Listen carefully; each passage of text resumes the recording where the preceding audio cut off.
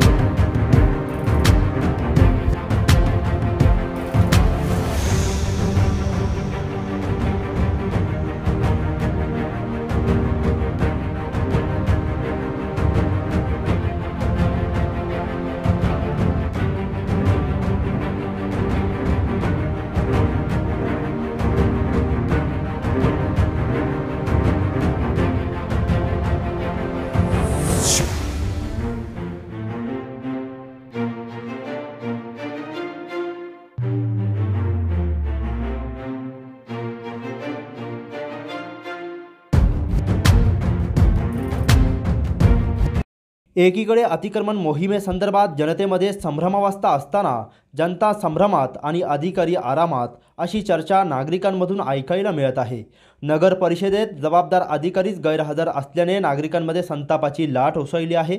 एकीकडे मुख्य रस्त्यांचा श्वास मोकळा करण्यासाठी कर्मचारी राबताय, तर दुसरीकडे कार्यालयात निर्णय घेणारे अधिकारी अनुपस्थित असल्याने अनेक प्रश्नचिन्ह उपस्थित होत आहे। अतिक्रमण हटवायचं पण अधिकारी कुठे, असा सवाल देखील नागरिक करत आहे। या अतिक्रमण कारवाईच्या बाबतीत नगर परिषदेकडून माहिती घेतली असता अशी माहिती समोर आली की सध्या तरी रहिवास असलेल्या ठिकाणी अतिक्रमण हटवण्याची कारवाई होणार नाही।